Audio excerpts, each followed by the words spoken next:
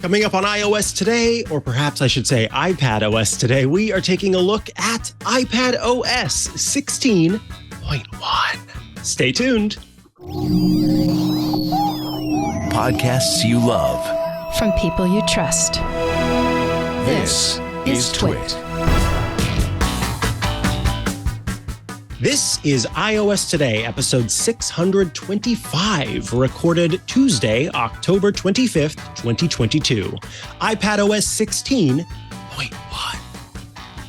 This episode of iOS Today is brought to you by Adige, the only Apple device management platform that combines MDM with live agent capabilities to manage and secure your Apple ecosystem, regardless of your Mac expertise. Visit Adige.com/twit for a free 14-day trial to see how Adige helps you manage your Apple devices in real time, because IT problems can't wait. And by IT Pro TV. IT Pro TV's training solutions provide professionals and enterprise organizations the education needed to kickstart or advance IT careers and upskill through engaging training and virtual labs. Get 30% off when you sign up at itpro.tv/twit and use code TWIT30 at checkout. Welcome back to iOS Today, the show where we talk all things iOS, iPadOS, HomePodOS, tvOS, watchOS, iOS, OS, and OS. Yes, it is the show where we love to tell you about all of the operating systems Apple has on offer and try to help you make the most of all of the devices that run those operating systems. I am one of your hosts, Mikah Sargent. And I am Rosemary Orchard, and it feels a little bit like we're going back to the very beginning of iPad today, right, Mikah, today? Yeah, it's all things iPad. Yeah, so Apple has been working for a while on the next version of iPadOS.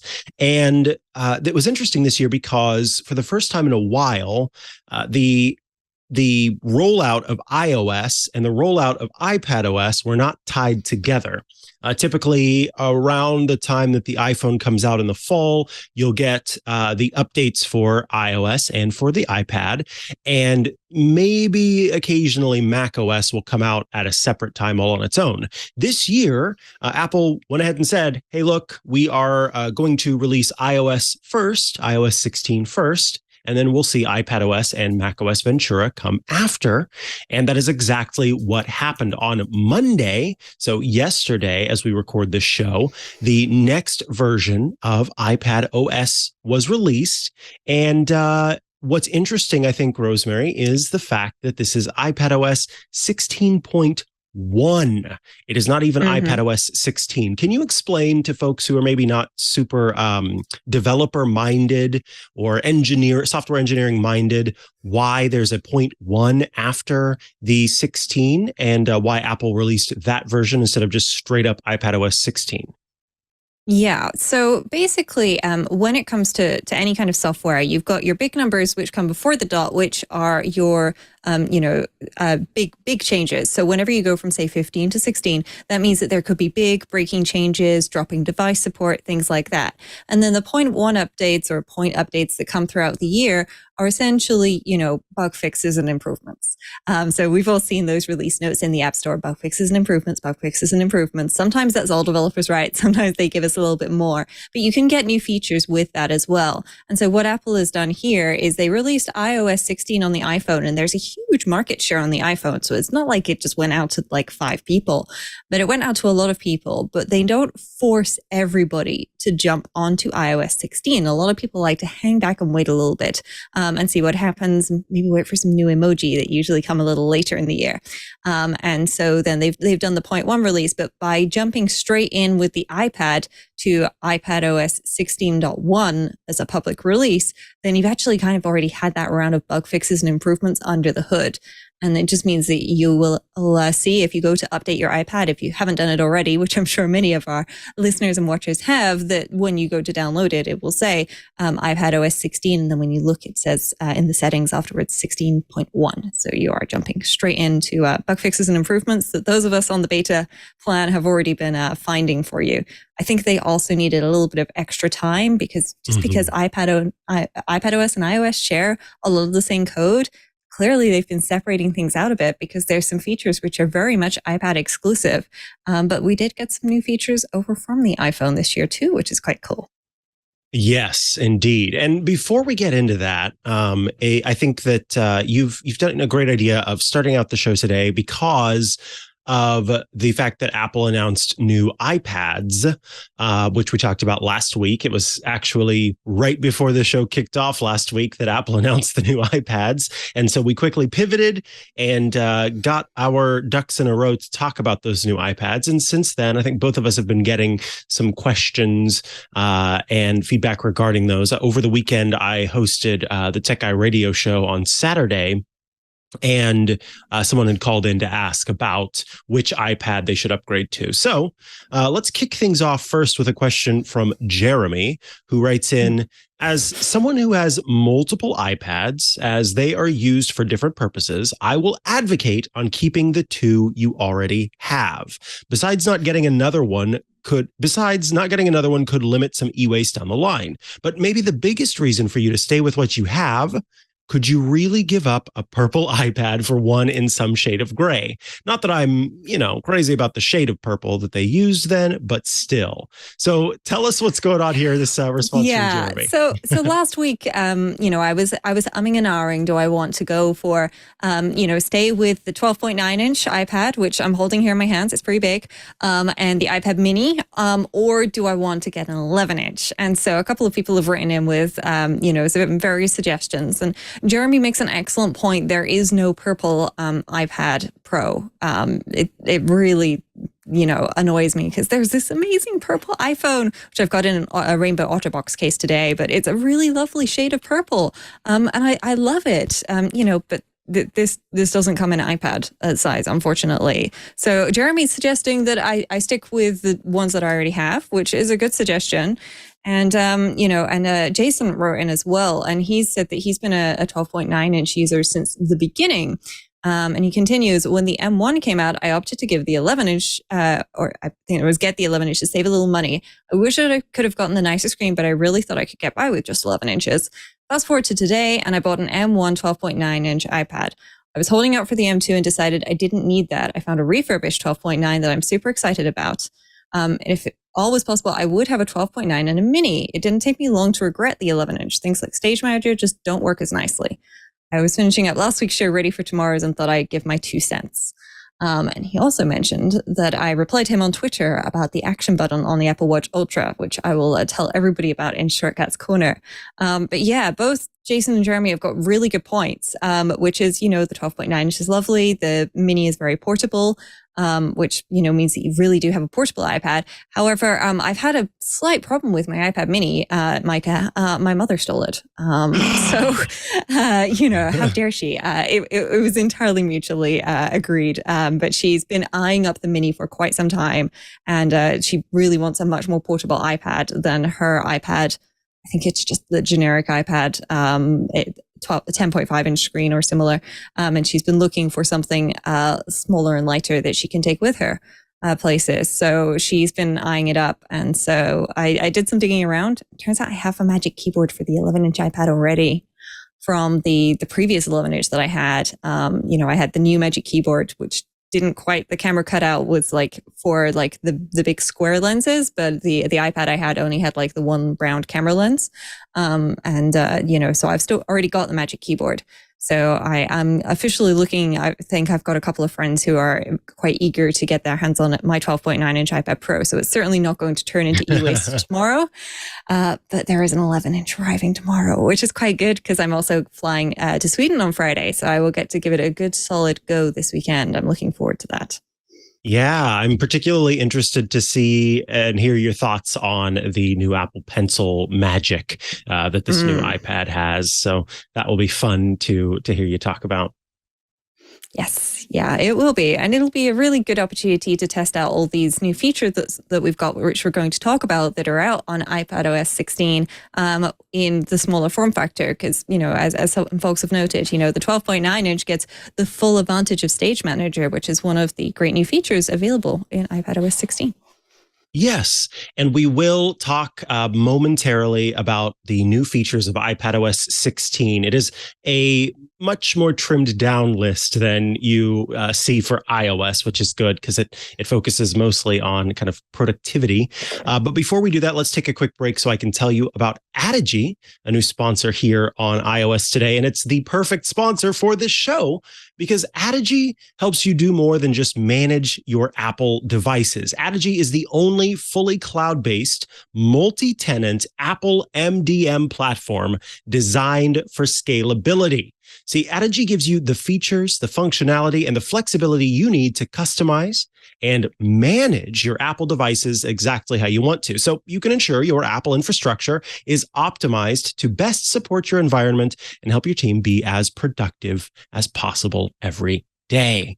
So if you are managing multiple Apple devices, iPhones, iPads, etc., Adige is going to help you out. See, it simplifies Apple IT management by creating a solution that's so flexible and customizable that any IT team can use it to easily maintain and secure the Apple devices in their managed networks.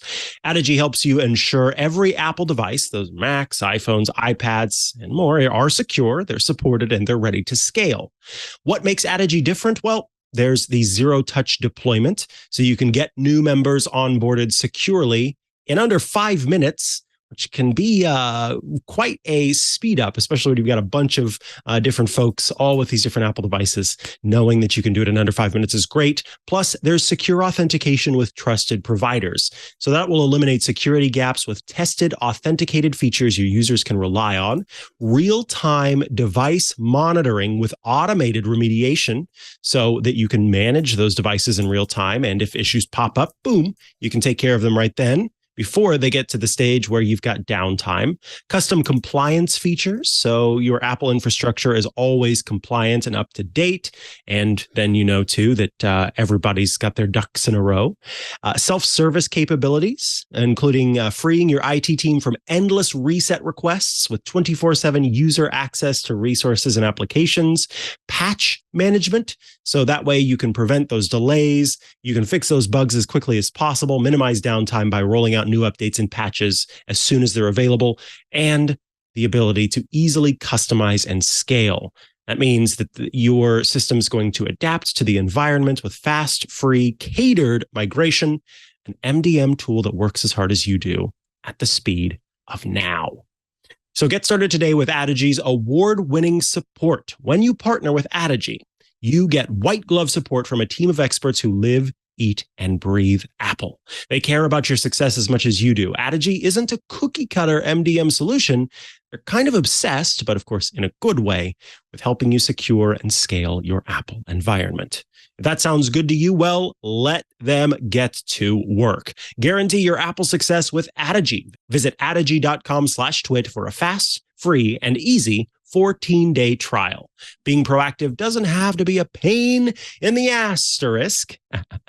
Start your free trial and learn why more than 4,000 companies use Adige to remotely track, configure, manage, and secure their Apple fleet. That's adige.com/twit. Thank you, Adige, for sponsoring this week's episode of iOS Today. All right, back from the break, and now it is time to talk about iPadOS 16, which, as I mentioned, has quite a few new features, and some of those include, well, where do we want to start, actually, Rosemary?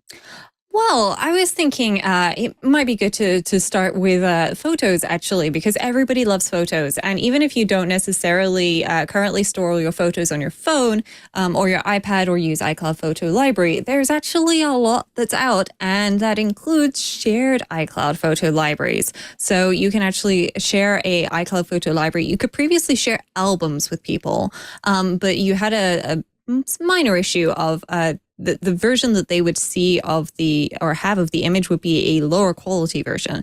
And so Apple have gone, okay, shared albums are fine, that's okay, but let's do shared libraries, because especially in my family, you know, my dad curates all of the photos for everybody. That's for his parents, for my mom's mother, my maternal grandmother, for me, and of course they've got all of the photos that my mom and dad have taken out through, you know, throughout I have no idea at the moment how long they've been married, but it's been a long time. So they've got a lot of photos, and he curates and manages them all.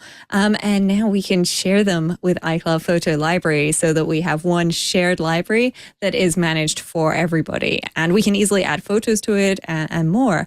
And I think that this is a really lovely thing that they've done, and it's out for everybody now. And every user can add, delete, edit, and favorite pictures and videos. And so you get this great mishmash of all the things that everybody's favorited together to pull into the memories. So you may end up, those of you with teenagers, having a little bit of a war back and forth of, no, this one's definitely a favorite. No, I look terrible in this picture. This one's not a favorite. But you know what? I think it's actually good that you can transparently see everything that's going on there so that you can combine it all together, because there's lots of great things that you can do in photos, and having all of your pictures there is the necessary first step to take advantage of that. Yeah, iCloud Shared Photo Library, I tested it out during the beta and was impressed at how thoughtful Apple engineers were about integrating it across the system so that it's not just a folder where you dump photos, but instead is a full-scale photo library that it supplements the photo library that you already have built into iCloud. And it will go as far as when you take photos with the camera, you can choose to have those photos automatically added to the iCloud Shared Photo Library. Or, and I love this, it's smart enough to sort of automagically, and I do choose to use that instead of automatically, but automagically decide when photos should be shared into the iCloud Shared Photo Library versus just the independent iCloud library based on if people in your iCloud Shared Photo Library, if their devices are near yours. So you can imagine that, you're all together at you went to the zoo or to, a botanical garden, and you're all taking photos, then it will try to be smart about, okay, this is probably a time when those photos should go into the shared photo library versus just being in your own personal library. And it's very easy to switch between the two. It's very easy to move photos over to one library or the other. And what I found too was because it was in the beta and then it went off of the beta for a while before it came back as the official rollout, I ended up removing the iCloud Shared Photo Library that I created, and Apple makes it very easy to migrate back to an independent library, which I thought was pretty great. So I think they've really tried to think through all of the possible ways that someone will use this, but also all of the possible ways that someone might want to change their mind or change the way that they use it. And I think that's what makes this particularly magical. Yes, it really does. And I really like the fact that they've also brought in other features as well now, which include this deduplication, which Doug has just mentioned actually in the chat room. And you can now in Photos go into the list view or the album view, and then if you scroll down, you'll find duplicates, which is in the sidebar if you're looking in landscape mode on the iPad. If you go back, you'll see all of the duplicates of photos that you've taken over the years. And what I really love about this is I can see, so if I'm looking at, I've got some images of podcast artwork here, I can actually see that one of these is 3.6 megabytes, two of them are 1.1, and one of them is 109 kilobytes. So if I'm looking to decide which one it is that I want to keep, well, I've got the file size information there as well to help me. And I think that that's, really cool. And I can just tap, merge. And so it will merge and it will automatically combine the one that's got the highest quality, and it'll take all of the metadata and bring that over as well into that one. So they're really bringing everything together. Because of course, if you're going through and you are, putting iCloud photo libraries together and you've got lots of historical photos, you may have duplicates that you've airdropped to each other or sent to each other with messages or any other system in the past. And so making sure that you don't end up with thousands of duplicates is definitely a good way to start. Absolutely. All right. With that out of the way, I think there's a demo you wanted to show us. Yeah, so I did want to just take a moment to show folks the great feature that is the lift feature built into the Photos app now. So I'm just going to switch over to my iPad, and I've got some messages with Mikah here, and I've got photos on the right-hand side.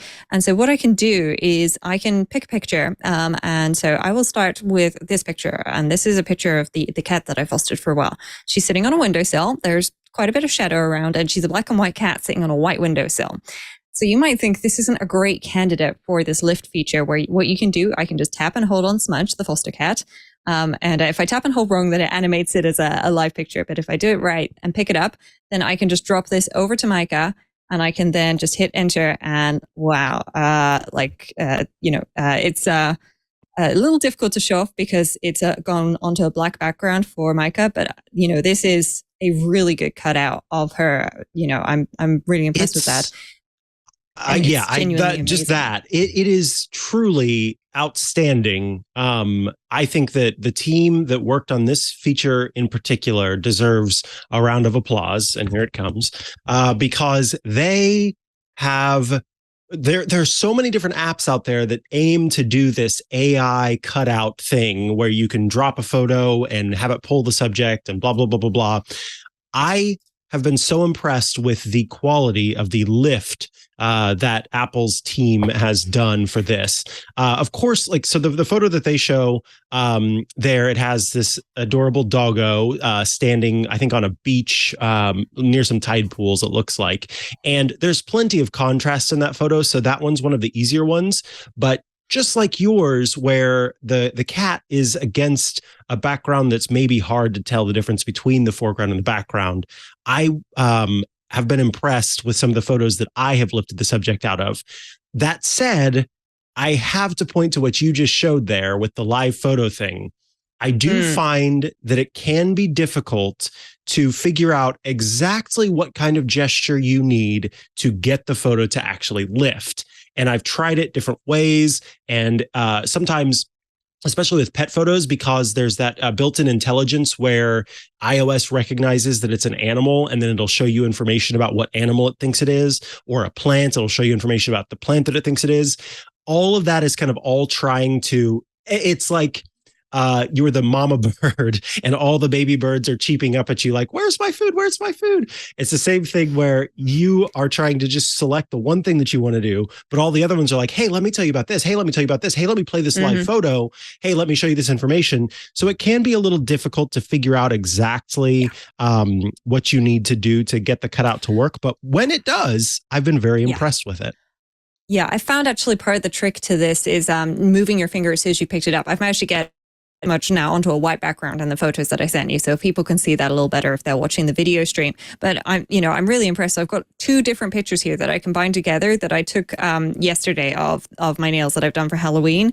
And oh, look at that! I've just had a really cute little dog appear in my messages. But I'm genuinely amazed at how well it picked out both of my hands, despite the fact that my hands are actually different colors in these pictures. Like, that is incredible to me. So I'm impressed with this feature. And as you mentioned, Mikah, there's this visual lookup. Visual lookup has had quite a big update with iOS 16 and iPadOS 16. I did notice somebody in the ClipTwit Discord the other day mentioning that they thought that the plant ID feature disappeared. I suspect that what it is they may need to go off and re-index some pictures because it's trying to improve things. Now I'm just getting loads of dog pictures from Mikah. This is the best episode of iOS Today ever. Yeah, I'll switch back to my iPad briefly just to show downward dog. How have you trained your dogs to do yoga, Mikah? Amazing work. Majestic, right? I really like this lift thing. And yes, you do need to let your photos index for a while. And you will notice, so at the bot here, let me find one. I'll just do that downward dog one because it's easy. Down at the bottom, you will see the information icon. If the information icon has sparkles up next to it, then that is one that has that smart feature. So if I tap that eye, then it shows lookup for dog, and then it will show different dogs that are, whatever it happens to be. So go to a plant photo, find one that has the eye with the sparkles in the top left corner of the circle. That's one that's going to have that magic. I think that they kind of wanted to change that interaction for the sake of being able to do that lift a little bit easier. Whereas before it would kind of just pop up on the photo and be a little, here, I've got one that's a plant. So there's the sparkles down at the bottom. I tap on that and then it says Lookup plant, and it thinks that it's probably a Grevillea?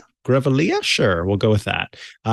It does look like it might be a Grevillea, so it was able to find out what plant I had taken a photo of. Yes, still there. Yeah. I've found similar things are going on. I've got a picture of a bee on some flowers, and just like you, Mikah, I've got that little eye with the sort of sparkles on it. And when I tap it, it says "Lookup bug," and it's going to try and do this. And fingers crossed, it actually tells me it's a bee. It's a mobile bee. Correct.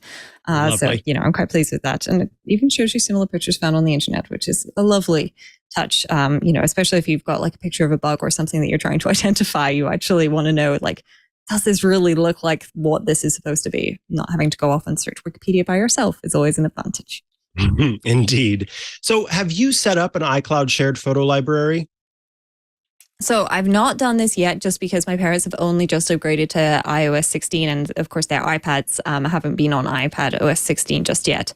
I've been waiting for that. But yeah, I plan on doing it. My dad has all of his photos archived off to a Synology. I'm not going to touch that. I'm going to leave that alone, but I'm going to import everything into iCloud Photo Library and just share that with all of us, because this way, when my mum inevitably says, "Hey, like, what was that picture that your dad took like when you were about 2?" We can type in 1993 and it'll actually go back and find the pictures from 1993. Photo search is genuinely amazing. I love it. So, I'm looking forward to taking advantage of that. The discoverability, I've got to tell you, of photos these days, and I mean that not even just for iPadOS, but for whether you use Google Photos, Amazon's photo library, or Apple's photo library. I love that I can type in a year. Just the other day, I needed a location and a year, and typing those two in independently quickly pulled me to where I needed to find what I was looking for. And if you can't find it that way, sometimes just typing in a word, because what I specifically was looking for was, I knew at some point I had taken a photo of, I was needing to rewire something. And I remembered taking a photo of how it was wired before I ever touched it. And that was, multiple years ago. And so all I did was type in the word wires, and I was able to find exactly the photo I was looking for, even though I couldn't remember exactly when I had done it. So yeah, just the modern photo library where you can easily find something that you took years ago just with the right keywords. Chef's kiss. Yes.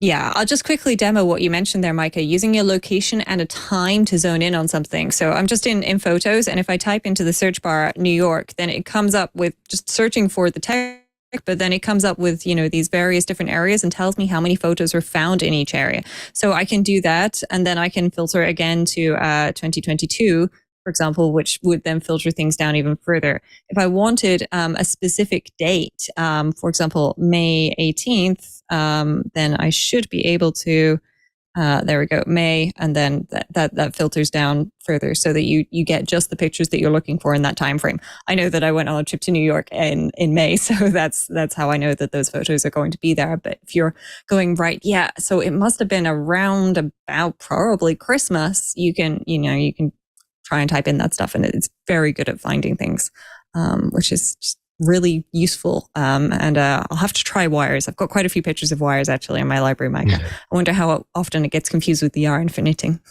Yeah, that's a good point. I didn't find that was an issue when I was looking for that. Yeah. Now tell us about I think the big one. I have to tell you, I have not done a whole lot with Stage Manager, but I know that it is a polarizing feature on iPadOS, where some folks are, happy that it's there and hopeful that it will continue to improve, and others are going, "Why in the world is this here? It doesn't work how I expect it to." Can you tell us what Stage Manager is? And then I'm curious your own experiments with Stage Manager. Yeah, so Stage Manager is a new way of doing window management on iPadOS. So I'm just going to switch over to my iPad and show folks how it worked before. So iPadOS previously, you've got your windows and you've got, kind of like these splits. So if I wanted to, I could drag, say, drafts in over to the left or the right, and I get this split, and that's kind of it. And, you can choose to maybe move something over into slide over by tapping the three dots at the top. But you've basically got a choice between splitting your screen horizontally or sliding something over, or both of those, or just one application at a time. Stage Manager is a new feature in iPadOS 16, only available on some iPads, where you can do more flexible window management. Okay, so I've just turned it on from the control center, and what it's immediately done is brought the dock back in, and it's put drafts over on the right and photos on the left, which is around about what I wanted. But now what I can do is I can grab one of these corners and I can go ahead and resize some of these windows and move them around to suit what I need to do. And I find that this is actually quite useful, especially if I'm doing preparation for a podcast or similar. I can have different apps show up, and I can kind of have like a messages thread with somebody going behind apps. So I can be doing everything else and just see a message pop in at the bottom. So I'm actually finding this quite useful. And what you should know with Stage Manager is Stage Manager has spaces. And then within that space, it has, stages. So I've just swiped up from the bottom to get to the multitasking view, like you could before. And that's still there. And then I can see that I've got this Stage Manager stage going on here. And if I were to tap over to, say, settings on the left, I had settings in full screen, but I can grab that corner and if I grab that corner and resize it, then I can actually see that I've got other stages on the left, and I can pull those in to what I'm currently doing. And then I can push them back out if I want to, and they kind of go back into this little pile. Or I can just tap on one of them to switch to, say, the Club Twit Discord or something else, back into settings, drop some photos. I happen to have, fun little Safari tab there, twit.tv. That's a great website. Everyone should go check that out if they haven't already. Lots of good things in the podcast show notes there. But, it's quite nice. And what I like as well is if I switch back to the settings view, you can see I've now got two windows in the Safari stack because I have both of those there, but I can just pull one of those windows into the current sort of stage that I'm using. And if I make things big enough, then that area over to the side where those apps are kind of disappears. I can still just swipe in anytime to get that back. And if I make something tall enough as well, then I won't see the dock. I have to swipe up to see the dock. But, that's actually, to be expected. And I have to say, I'm finding this quite useful, especially if I'm, chatting with friends on, say, FaceTime or something. Having the camera keep working in the background, that's a nice feature of this. And being able to just like have a few more things, not open in the sense that I'm using everything at the same time, but being able to hop back and forth between, I'm looking at this thing on this website that they've mentioned. And then I go and I send them a picture that I took the other day of something that's related to that, and so on. And jumping back and forth between multiple apps feels much easier. And especially as it doesn't kill off the camera every time I switch apps now. That's definitely a bonus for folks who like using their devices to, FaceTime or similar with others. Nice. All right. I think we've got, two more things. I will briefly talk about the weather app, and then I think that we could talk about Safari tab groups. But so the weather app used to not be on iPadOS. You could kind of have some basic weather information, but to have the full-on weather app, the team at Apple that works on the weather app introduced a version that is specific to the iPad. So it's a lot more involved. It's got, a nice set of animations that will play depending on what your weather forecast is. Because Apple purchased Dark Sky and acquired that, they've rolled that into the weather app as well. And so you will have kind of up to the minute precipitation notifications and precipitation tracking. And basically, it's just a more in-depth, detailed weather app that has, I think, pretty much all of the information that you would need, including radar maps and all sorts of stuff. So you don't necessarily need a third-party weather app.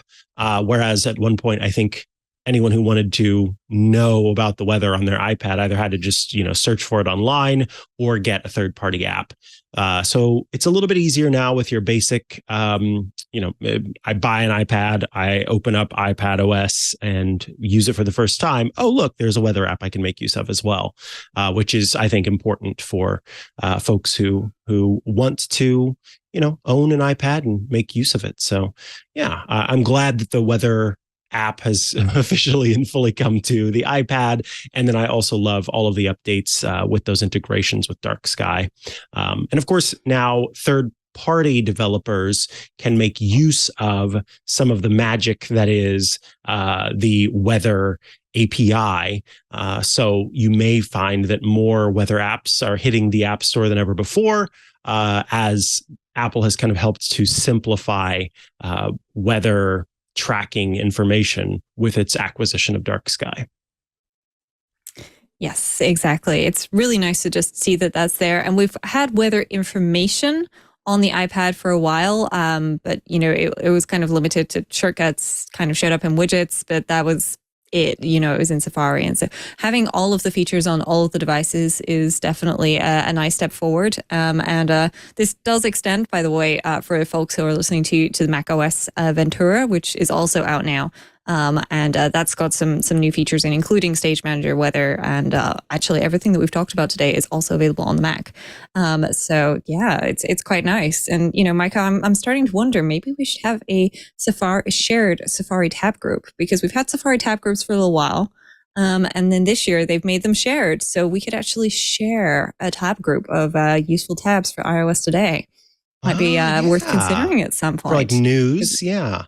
Yeah, exactly. So, it's something that's quite nice that you can do. So, they're working on, lots more collaboration features for iOS and macOS.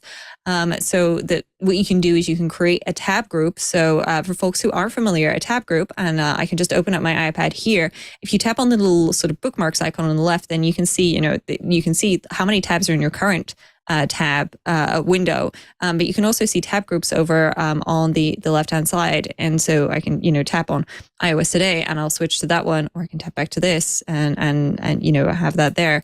But what I can do as well when I tap on links, and of course this page doesn't have a link, so I will tap and hold on Mikah's name, then I can also open this in a tab group. So I can say, I want to open this in the iOS Today tab group, which happens to be this tab group in this particular case, and then just have that go straight over to there. But now if I want to, Mikah, I could share this tab group with you. We'll have to consider whether or not that's something we want to do. But yeah, it's nice to have these features. And of course, they've added more support for things like this with shortcuts and similar as well, which is definitely always something that I appreciate. Even if not everybody uses it, it's quite nice to know that I can easily create a tab group with shortcuts and send tabs to it and so on and so forth, which for certain long-running tab groups, I definitely always take advantage of. Absolutely. Well, there are lots more small tweaks, changes, and updates to iPadOS 16. And I'm sure that we will continue to cover them as we talk about all of the operating systems that Apple puts out, especially as new updates roll out and new features make their way into the system. But for now, that kind of gives you a basic overview of what you can look forward to when you decide to upgrade your iPad to the latest version, iPadOS 16.1. But it is time to move along to the news after we take a quick break so I can tell you about IT Pro TV. Yes, they are bringing you this episode of iOS Today. And I have to tell you, love IT Pro TV. Whether you're looking to start your career in IT or maybe master the profession, develop your own team, well, IT Pro TV is going to help you with that by offering virtual learning solutions that are good for everyone. They have more than 5,800 hours of IT training with current content added daily, so courses are always up to date. And this means that you get to learn by doing. See, IT Pro TV sets itself apart with hands-on learning via their hosted virtual labs. It's very there's something very natural about the way that IT Pro TV does the teaching, where you kind of follow along with the process and you feel like these are instructors that are incredibly entertaining and keep you interested and engaged the whole time. And you really can, I think, pick up faster than you can from many other types of learning techniques. You can join an online community of IT learners, more than 220,000, and share in forums and engage with instructors directly. With courses you can binge in 20 to 30-minute episodes. That means you're going to have access to IT Pro TV's searchable transcripts, so you can zero in on exactly the info you need. I love that.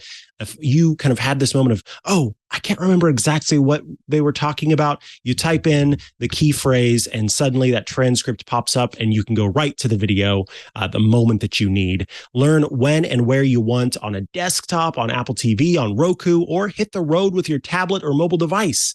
Now, it's still October, which means it's still Cybersecurity Awareness Month. And IT Pro TV offers multiple free webinars you can watch on demand at your convenience. This month, learn how to be cyber secure at home or around the office.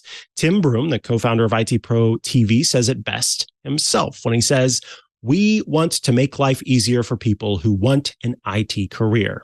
And it's as simple as that, making life easier for you as you head off into the IT career you've always dreamed of. So you can do that and save some money because you are a listener of this show on Twit. Get 30% off when you sign up at itpro.tv/twit and use code TWIT30. That's 30% off when you sign up at itpro.tv/twit and use code TWIT30. IT Pro TV, build or expand your IT career and enjoy the journey. Thanks so much to IT Pro TV for sponsoring this week's episode of iOS Today. Folks, just head there, check out the catalog.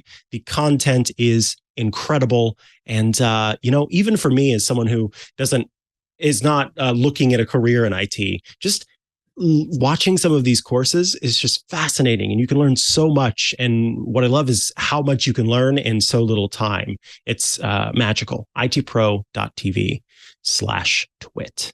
Thank you, IT Pro TV. All right, back from the break, and now it's time for the news.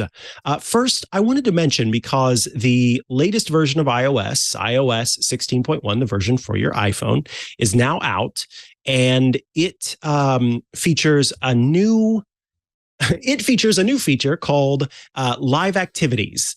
And I had mentioned, I think at the end of last week's show, that I was looking forward to seeing some of the live activities make their way into the iPhone. And lo and behold, 9to5Mac has put together a guide of some of the apps that have live activities as part of the system. Now, Live Activities is this new feature that will essentially give you a live view of a specific activity that's happening on your phone. So an example of that I think even Apple gave on stage is if you were to hail a ride-sharing company.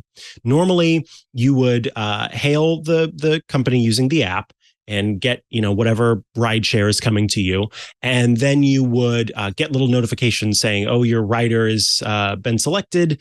Bzz, your rider's on the way. Bzz, your rider's 2 minutes away, etc. And you would look at your phone, you'd open it, you'd go back to the app, you'd kind of check in on it, and then maybe you'd hop to different apps. Or maybe you're the person who, like me, will just keep the app open and kind of looking at it just so that you make sure you don't miss it. With Live Activities, it takes all of that kind of worry of not being able to keep up with what's going on by popping it into both the lock screen and kind of an interaction, if you've got the dynamic island, to show as you are in other apps or as your phone is locked, that information there on the lock screen. So it'll have kind of the steps along the way. So say I have an app where I sell cookies to people, and they are able to track their cookie order. So they place an order and the order is confirmed. And then I put the cookies in the oven, and that counts for a period of time. And then the cookies are finished and they're being packed away, and that counts for a period of time. And then they're being sent by my delivery person, and that counts for a period of time. And then they are outside the door ready to deliver. So I could have a live activity where when they place the order, then on the lock screen, it shows your cookies have been confirmed and then it'll go along. Your cookies are baking. Your cookies have finished baking and are now being packaged, and your cookies are on the way, and then your delivery driver is nearly there or something.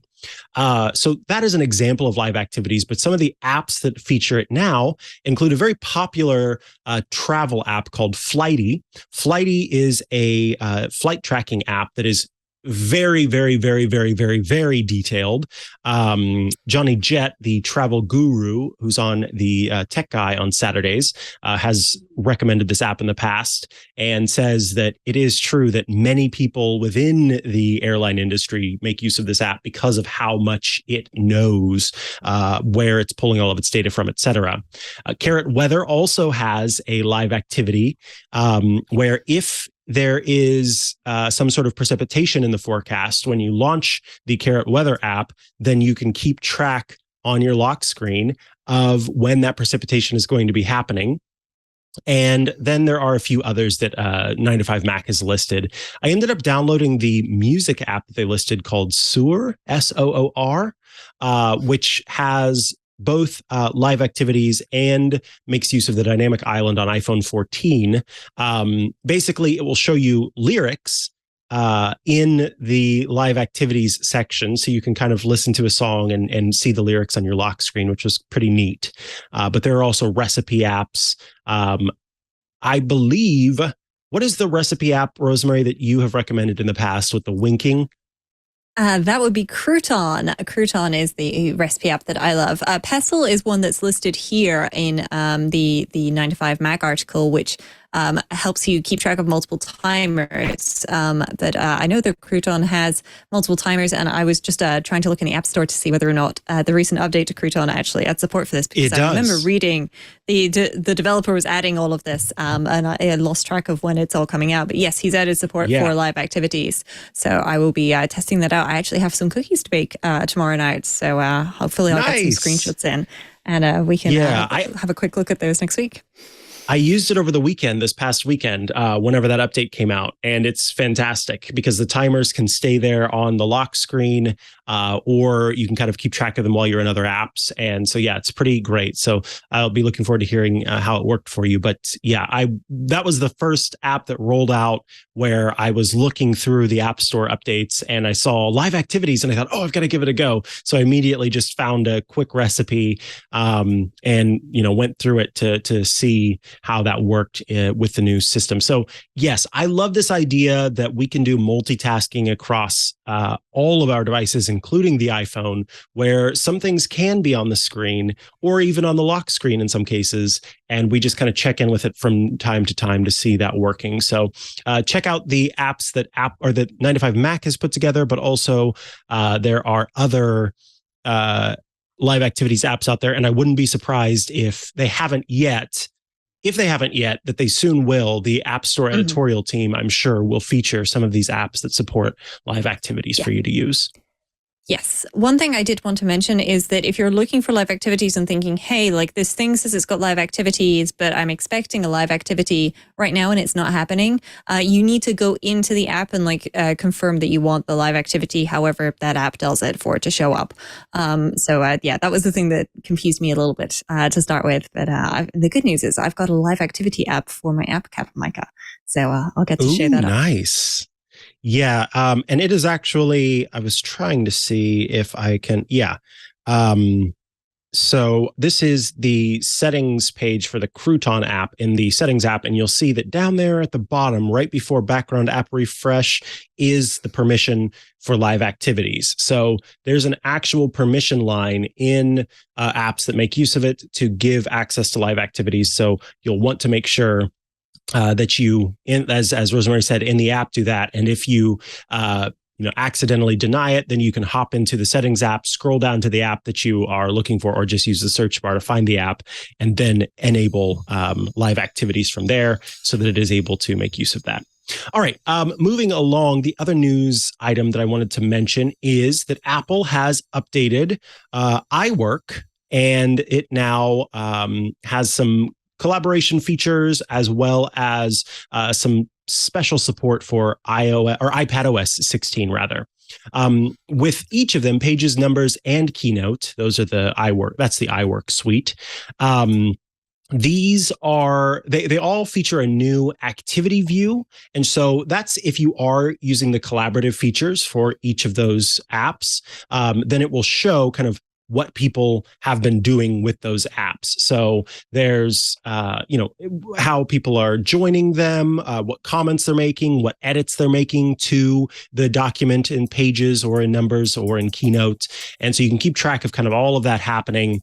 And then you can also be notified when you have shared the document with another person, when they have decided to join or not join as well. Now, each of them, of course, have their own special features. I won't go into detail on all of them because there's a lot, but I will mention that with iPadOS 16, one of the new things that Apple has said is new to iPadOS 16 is this sort of they're kind of talking about how there's the ability for pro apps or more desktop style apps, if you will, on iPadOS. And so that includes toolbars and file settings and all sorts of stuff that you would come to expect on something like on the Mac or on Mac OS. That is now on the iPad. And so with that comes some new settings. There we go. It's the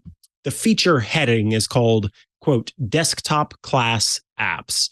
And yes, that includes these Pages, Number, and Keynotes, where you can do you can mess with file extensions, you can adjust files, you can duplicate, rename, export, and again, the toolbars in the different iPadOS apps are able to be customized exactly how you want them. So that's relatively new, or that is new as of iPadOS 16.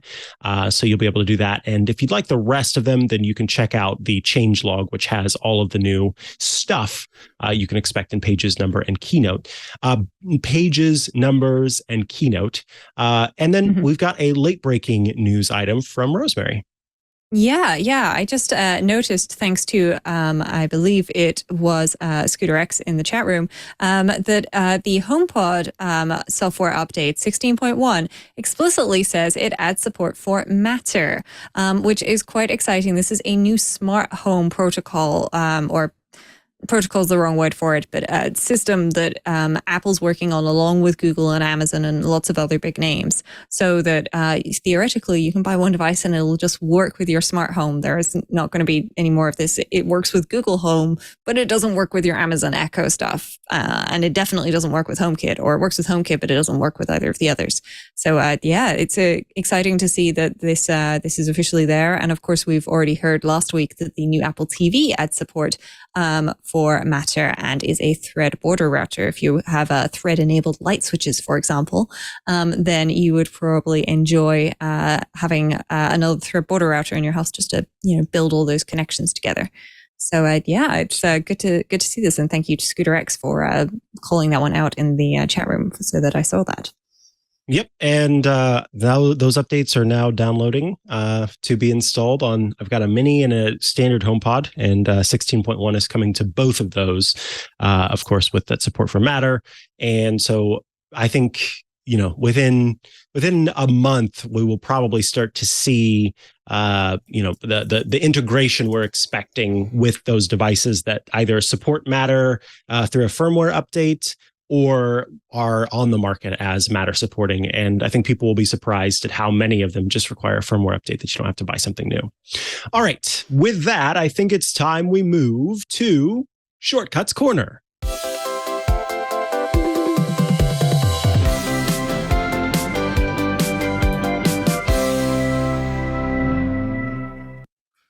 It's time for Shortcuts Corner, the part of the show where you write in with your shortcuts requests, and Rosemary Orchard, the shortcuts expert, provides a response. The first bit of Shortcuts Corner is a throwback to an earlier part of the episode where there was mention of using the Apple Watch Ultra's action button, that orange button on the side of the watch, to press and do magic things with. So tell us what you've got for us. Yeah, so this is something I have demoed it on the show before, but Jason specifically mentioned, thank you for telling him about it on Twitter. So I thought it was worth mentioning again, especially as more folks are updating their devices and potentially getting something like an Apple Watch Ultra. So the Apple Watch Ultra in the Watch app settings allows you to configure one action on that button. And so that could be starting a particular workout. It could be running a shortcut. And there's some other options as well. And of course, I want one button to do different things depending on context, because, this is me. I'm, if I'm in my fitness focus mode, for example, then I definitely don't want my diving routine starting. If I were a diver, I'm not a diver.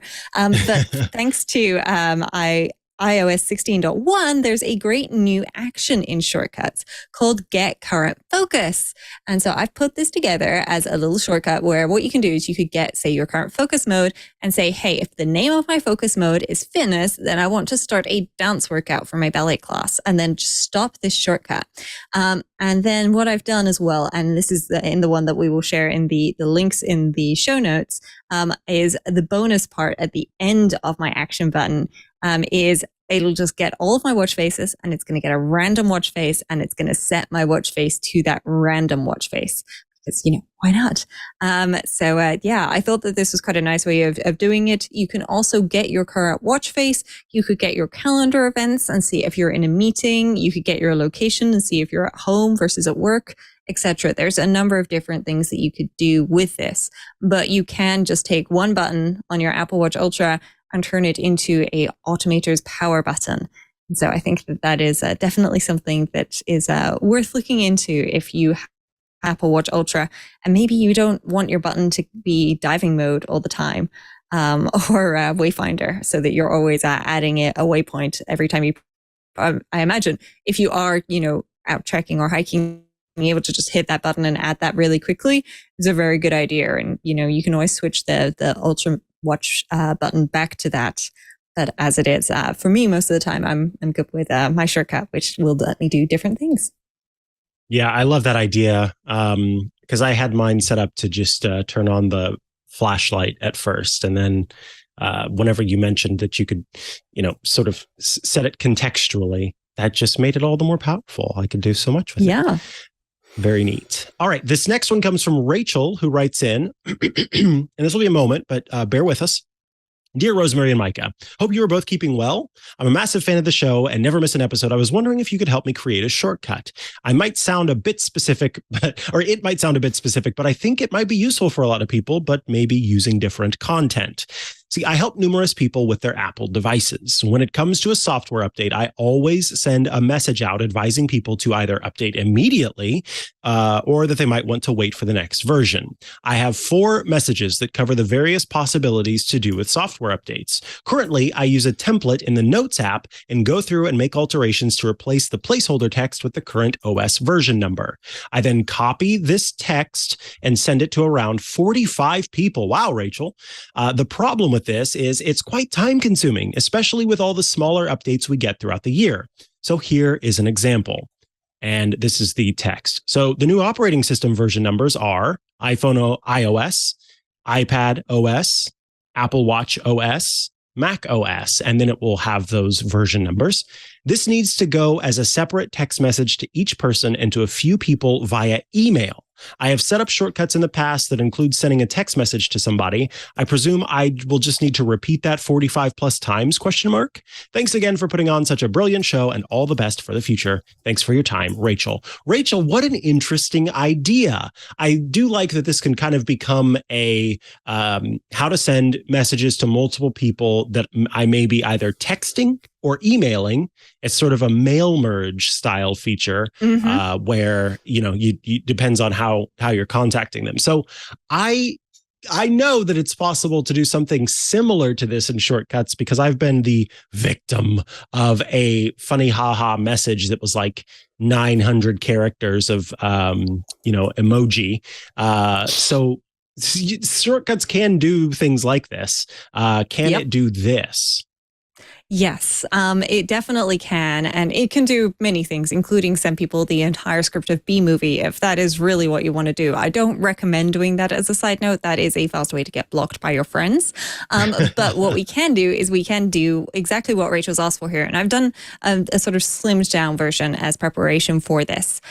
So what I've done to start with is I've assumed we're definitely going to send out something about iOS and iPadOS. It would be easy enough to add Apple WatchOS, macOS, HomePod OS, tvOS, all of the OSs onto here. But I've just done 2 of them for now because, I'm hoping that you can extrapolate from my example. So to start with, I've got 2 simple ask for inputs. Okay. What you can do with your ask for input is you can leave it as text or you can change it to a number. And changing it to a number is going to make it a little bit easier on you because then when this pops up to ask you, if you have an on-screen keyboard, this is a little easier to see. So I'll just attach my magic keyboard a second. It switches to the number keyboard, at least it does on iPhone. But you can see it's already activated numbers there for me automatically, which is really nice. So great, I could just type in the number. So I'll do that for all of the OSs. That's simple enough. And then we need to say whether or not people should go ahead and update, or maybe if they should hold on and wait. So you might want to wait to update or go ahead and update now are the 2 choices that I've done. And so what I've done is I've put those 2 little bits of text in a list action, okay? And then I've done a choose from list. So what I'll do is I'll just run this and type in 16.1, and then I can type in 16.1 again because iPadOS is the same now. And then it's going to pop up and say, hey, which one? You might want to wait to update or go ahead and update now. And I'm going to choose go ahead and update now. I think it's a good time to update. And now you can see what I've done in the text action. So in the text action, I've written new operating system version numbers are, and then iPhone, iOS, and then I've put a variable, and I've put the input from that very first ask for input with iOS there. And then on the next line, I've put iPadOS, and I've put the input from the second ask for input there. And then I've got a line break, and then I've got the answer for my update message. Which action did I choose from the list here? Okay, so I've built the whole message right here, very, very simply. And Rachel said, she needs to send this to 45 people. And does she need to use a send message action 45 times? You could do that, but I wouldn't suggest that you do that, Rachel. What I would suggest that you do is I would suggest that you take advantage of a great feature in Contacts called context groups, because then what you can do with your apps section here, if you go into Contacts, then you can do find contacts. Okay. And what we can do is we can find contacts. We could take something that's been filtered for a previous action. That was not the one I meant to tap on there. But then you can say where group is. Okay. And I will pick birthday reminders as this particular example. I'm not actually going to run this and send all of the messages. But so what I've done here is I've got birthday reminders. And what I would do, Rachel, is I would suggest that you create 2 contact groups, one for iMessage updates and one for email updates, okay? And then what we do is we get the contacts, okay? And then a very simple little repeat with each action. Oh, I didn't mean to tap into agenda there. And so repeat with each is going to take every single person from the context, okay? And it's going to go through them each individually, which is good. And then what we'll need a messages action to send a message. I could just send a message to Mikah, but no, I'm going to send a message.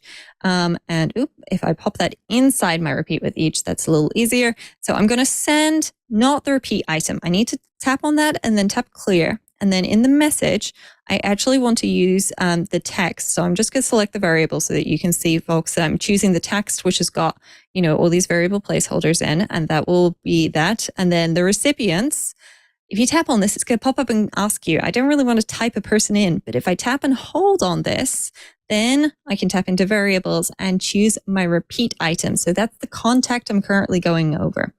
Now, just to make this a little simpler for you as well, Rachel, there is an option to show when run. Now, I would leave this on the first time you run this, just when you're testing it, maybe make a special group just for you that you use to start with for your testing purposes.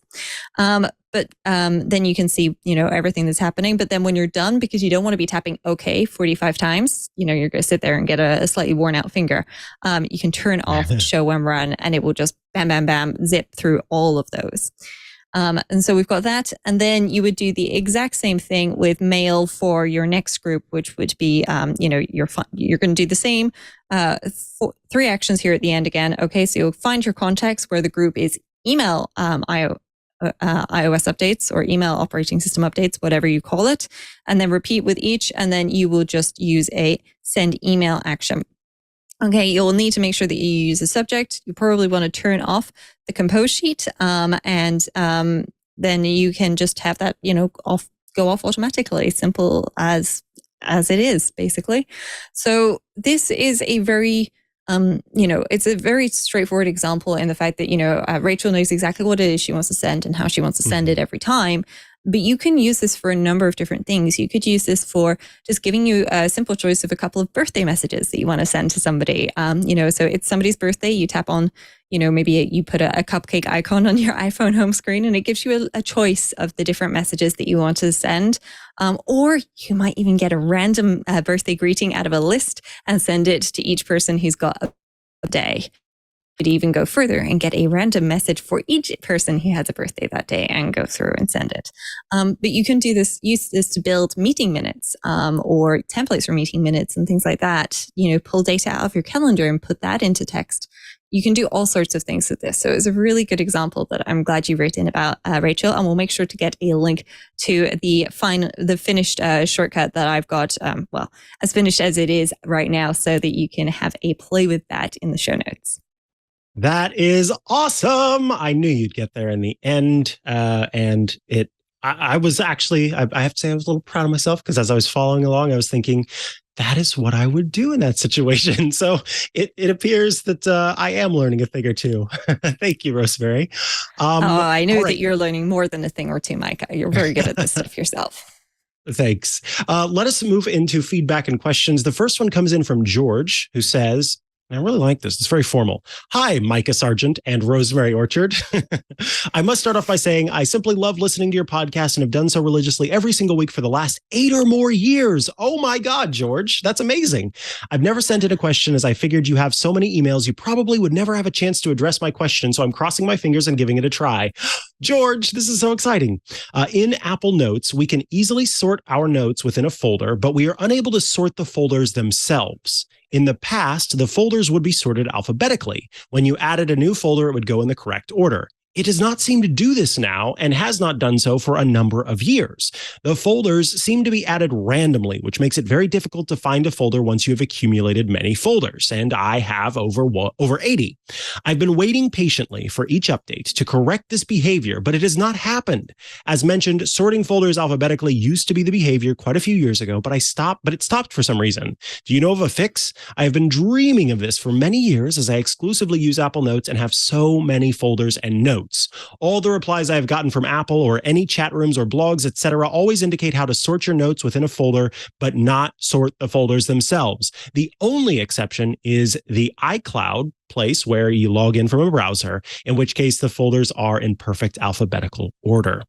I hope you have a wonderful day, and I am excitedly waiting for a response. George, we have your response. It is annoying that it is not sorting alphabetically, but I think that Apple's, the team that works on Notes probably thought that the way that people would want to find those folders was by looking for the kind of most recent folder that was getting an interaction, as opposed to the alphabetical nature that was being used in the past. And it is not too difficult to fix this. And in fact, I have to tell you, Rosemary, I was just looking into my notes to see how I do this, and I didn't even remember that I had created folders. I don't use folders very often. I get the feeling a lot of people don't use folders, which is why so many people have answered George's question, said, well, you can sort the notes in a folder. And folks, just for anybody who's going, wait, I can sort notes in a folder. You can tap on the 3 dots in the top right of a notes column, and then you can say sort by, and that can be, date that it was edited at, which is the default, the date it was created, title, and then you can choose to do like a newest first, oldest first, or A to Z or Z to A, and you can also do grouping. But that doesn't fix the folders. And there's two different things that you can do, George. So first of all, if you pick up a folder with your then you kind of move it, then you can just drag and drop. The other option, which may be a little easier if you've got 80 folders and you need to go through and alphabetize them, because I can imagine that might take a while, tap on the edit icon and then you get the grab handles and you can just move these up and down. So that's how you can do it. Unfortunately, that's the way to do it. There is no automatically alphabetize these. I'm not quite sure why iCloud on the web is the one holdout of where it's still being alpha sorted automatically. That's kind of crazy to me, but maybe somebody really, really just wanted their notes automatically alphabetized, and somebody at Apple said, okay, you can do it in iCloud for web, but you can't have it anywhere else. Yeah, sorry that there's no automatic solution, George, but there is a solution. Yay. Yes, you will be able to. And think about this, George. Once you've done it, then they'll be how you want them. So you'll only need to drag and sort new folders as you come across them, as opposed to it being, once you do it once, then it won't be hard from that point on. So take a few moments to do that and make it happen. And then you'll have it as you need it. All right. The next one comes from Stuart, who writes, hello, Rosemary and Mikah. Since updating my Apple TV and HomePod to iOS 16, I've noticed that my time-based automations don't seem to be triggering anymore. I'm getting no errors, and if I click test automation, it works fine, but it just never triggers if left alone. I've read online that other people are having a similar issue, but so far Apple hasn't admitted there is a problem. I can sometimes get it to work again briefly by rebooting my router, my Apple TV, and my HomePod. This is obviously very frustrating because one of the main reasons for HomeKit is the ability to create automations. I was wondering if either of you have come across this problem, and if so, do you know of a fix? Love the show. Please keep up the good work. Regards, Stuart. So this is a little bit. Go ahead, please. I was going to say, Stuart has fortunately since then been able to send up a follow-up email saying that he has been rebooting all of the things all of the time. And I guess some arcane ritual may have worked because everything works again now. But it is very frustrating when those things stop working, and, rebooting your HomeKit hubs, your routers, any other hubs that are involved, for example, Philips Hue Hub or, one of those that can help. And going through your automation, stepping through them can kick them. The only thing I found that guarantees it working, Mikah, is deleting and recreating automations, which is not fun. So do you have any other suggestions? No, that was precisely what I was going to say. I just delete them and recreate them. I think that especially now, Stuart, it is wait till you've updated so that all of the devices that you have, like your HomePods, get the Matter update, and all of those are all ready to go with the most recent version, and then delete the automation and recreate it. That seems to be what solves it. Oftentimes it's an issue of the Apple has made some changes to make things communicate better with each other. And if you've got a system that's kind of if you've got an automation that is from the before times, there can sometimes be an issue in the background that's causing that problem where the automation isn't working because it's communicating improperly. So it helps, yes, to wait until you have everything updated. Unfortunately, yes, then delete and recreate the automation. It is a pain, but it does work, and has worked for me for years of the different automations that I've created. Anytime they suddenly stop working, I just delete them, start over, and that helps. And then I will also say there are kind of two I would say tertiary troubleshooting steps that you can take where if you have your automation set up, so an example of this, say you have a room that has a bunch of different lights in it, and you created a scene, and the scene says turn off all those lights or turn on all those lights, right? And so you set up the automation to run the scene. So the automation says turn off living room lights, and that is the scene that then goes through and turns off the living room lights. What I found is alternating between the two versions can sometimes kick things through if they're not working properly. So instead of using the scene to turn off all the lights, actually going in the Home app and selecting all of the different lights that you want to have and having them telling it you want to turn all of those off will sometimes help. And then if you had it set up that way, creating a scene to do it and then choosing the scene can be helpful. And the reason why is because I found that this is more likely if you've got some sort of hub or bridge device. So Philips Hue, for example, sometimes the bridge can get overloaded if it gets a bunch of messages all at once asking it to turn on or off things. And so by creating an automation that does the lights individually, then those messages get sent just a little bit past one another so that it's long enough for the hub or the bridge to do what it needs to do. And then some work in the reverse. They kind of just want it to happen all at once. And so that seems to be the thing that kicks it through. So again, you don't probably need to do that unless the delete and recreate does not work for you. But at that point, then do that. And then the last thing I'll mention is sometimes it can be a location error. Even if the automation that you're using is not based on location, if it's based on like sunrise and sunset, that can still be a location error. So make sure you go into the Maps app and tap on your, is it there? I'm trying to remember now where launch the Maps app, and then look in your favorites and make sure that your home is listed there in your favorites. And if it's not, then you can go into the Contacts app and specify or sort of re-specify if something has happened. Occasionally, it can be that is what the Apple TV and HomeKit uses to kind of be aware of your address and your location along with your Wi-Fi network. So kind of making sure those are all in line. I ended up having to delete my location from my address from my contact, wait for it to sync across devices, and then put it back in. And that fixed my problem that I was having with a location automation.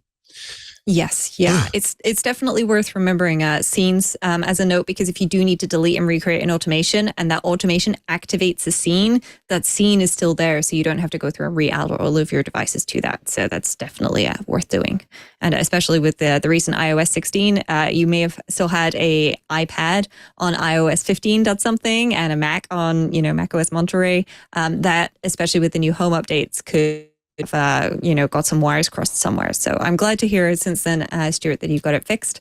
But fingers crossed, this will solve the problem for anybody else who's got that. All right, and I think we should head into the App Cap segment. It is time for App Caps.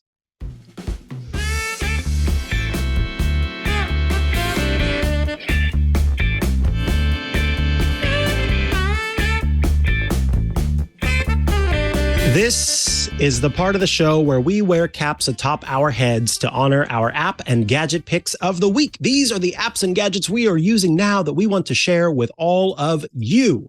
So, Rosemary Orchard, tell us about the cap atop your head and then tell us about your app or gadget pick.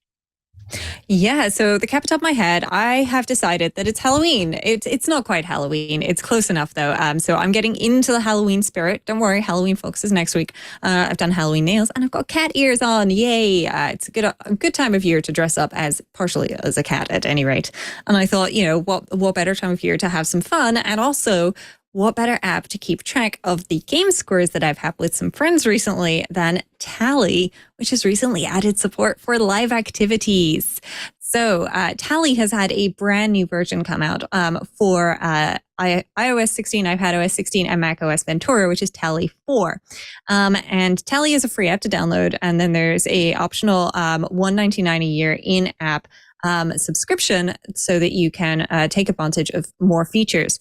And I'll just pop up my iPhone here and show folks. So I've got a couple of different Tally sets. One of them is actually got some iOS Today info in. So I should probably rename this Tally set, which I can do because I can have a group of tallies. And this is really handy if you've got one of those more complex board games and you maybe need to keep track of, different scores for various different elements. So I'm going to call this one iOS Today. Oops, iPad Today, apparently. That's a good one. There we go. iOS Today, or Touffe, which has been auto-corrected. Lovely. And I can see that I've got two different tallies in here. I've got iOS Today episodes and I've got Mikah's AppCats, the Rosemary bot. And so what I can do is every time, Mikah mentions an app cap and I go, oh, darn it, I need to go buy that one. I can tap on that plus icon. And every time we record an episode, I can tap on the plus icon. I tap that one at the start of the episode. But what I can also do, if I were playing, for example, a board game, then I can actually tap on the three dots and then start an activity, which doesn't look like it does much to start with. But if I swipe down into the lock screen, then I can see a live activity here on screen. And so I will just make sure that this is in my podcasting focus mode, so all of the other notifications disappear to make it a little easier for folks to see. And now I can see, exactly what's going on. So especially if it's something where, you are just watching people, maybe it's a football match or soccer match for you Americans or something like that, where scoring isn't every 3 seconds. You might want to just lock your phone screen and be able to see it there. But also, if I go ahead and maybe I'm, making some notes on something else and I want to quickly check what something was, I can then just pull down. Oops, I'm failing to do that. There we go. I can pull down on that little live activity indicator and I can actually see what's going on. This is just, I find really helpful when I'm trying to keep track of, usually it's like I'm trying to cook a certain number of cookies or something like that. And I just need to tap, okay, I've done batch 1 of the cookies, which were the chocolate chip ones. I'm going to go do the batch 2 now, which is the raisin ones. But I've actually got 10 cookies from here, and there are going to be 15 cookies in this batch and so on. So I know, what's going on. And, it's just very nice to have this as an option with all those live activities. And it's a free app. $1.99 a year in app subscription if you want extra features like the tally groups and so on, multiple tally groups, archiving tallies, and so on. Yeah, it's a nice little app that has live activity support. So if you're looking for something free with live activities to give a try, then download Tally and give the free trial a trial. Nice. What I love about the cap I'm wearing atop my head is that it's different every time because it is a poorly made woven straw cap. And every time I pull it out of some place that I've stashed it, it has changed shape. So it used to be nice and have a straight brim and a nice sort of flat top, but no longer is it any of those things. The app that I am talking about, though, is of much higher quality. It's a very simple app that you can download for free, and then you pay one time to get the premium version, or the pro version, $1.99 one-time purchase, and it gives you the ability to add more events. This app is called Until, and Until is a very simple app. It lets you create countdowns. So let's do one for, I celebrate Christmas. So I will create that. And so I'll type in the name Christmas, and I will change that to December 25th, which is a Sunday this year. And so then it immediately tells me 61 days until Christmas. I love this too. So there are built-in backgrounds for the event because this is a widget creator essentially that you can use. So there are all these fun colors here. And there's also the option to, and this is the part that I love, if I tap this plus button, I can then switch. Oh, I guess it's not there. Where is that?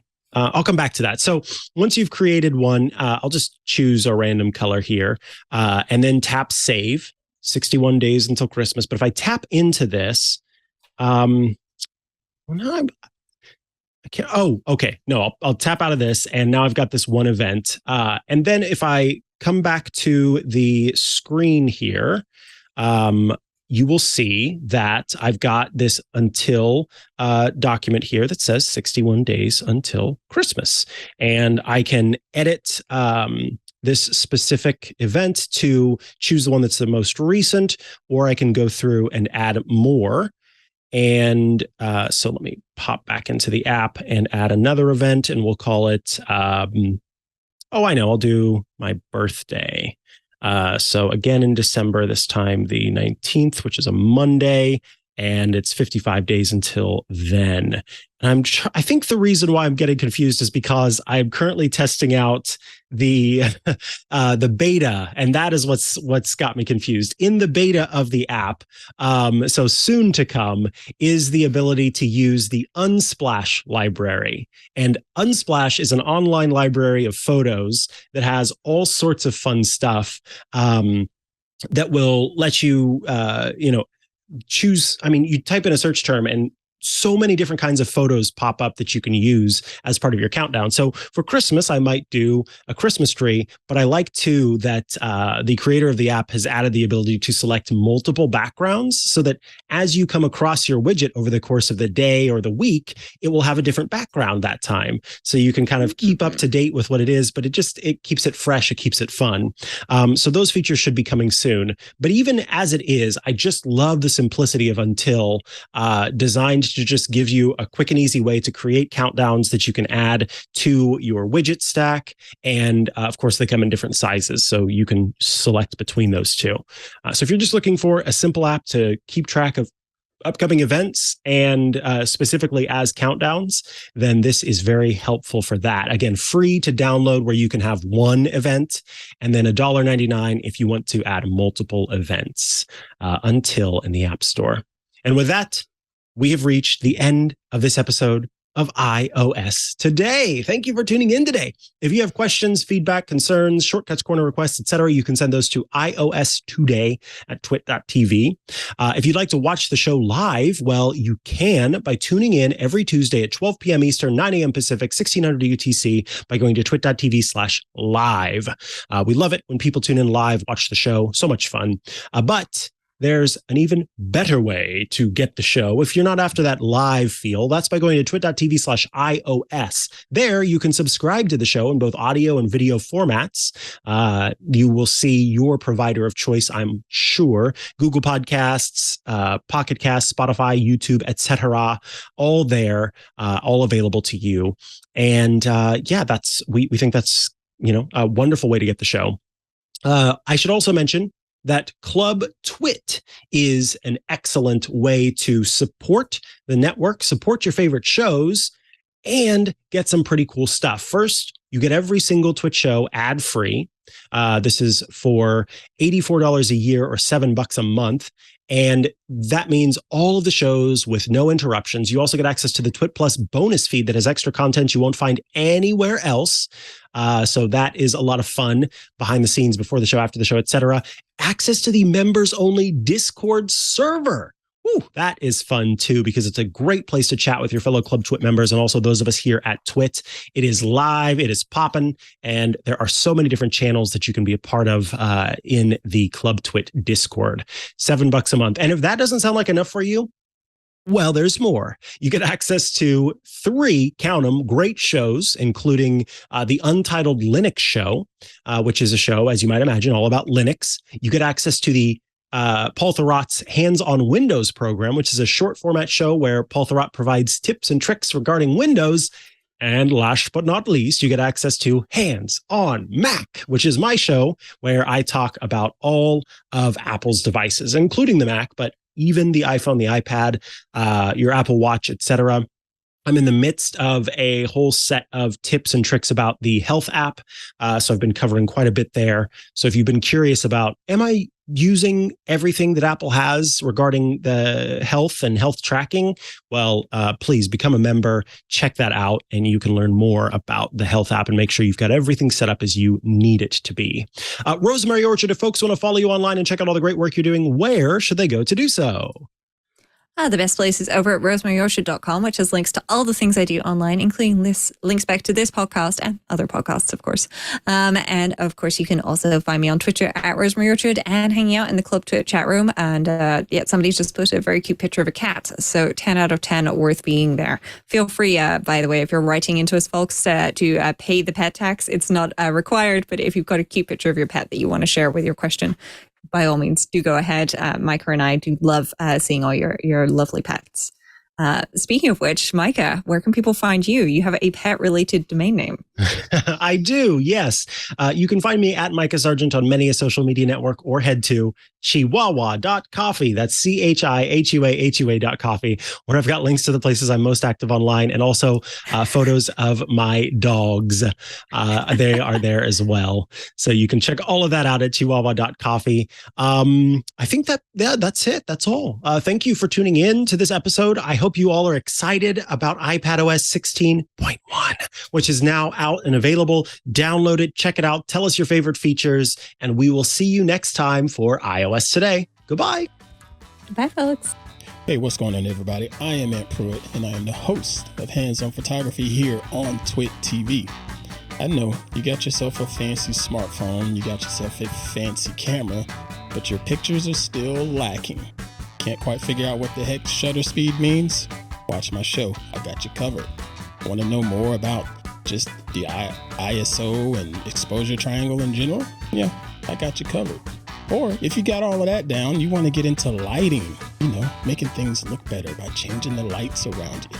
I got you covered on that too. So check us out each and every Thursday here on the network. Go to twit.tv/hop and subscribe today.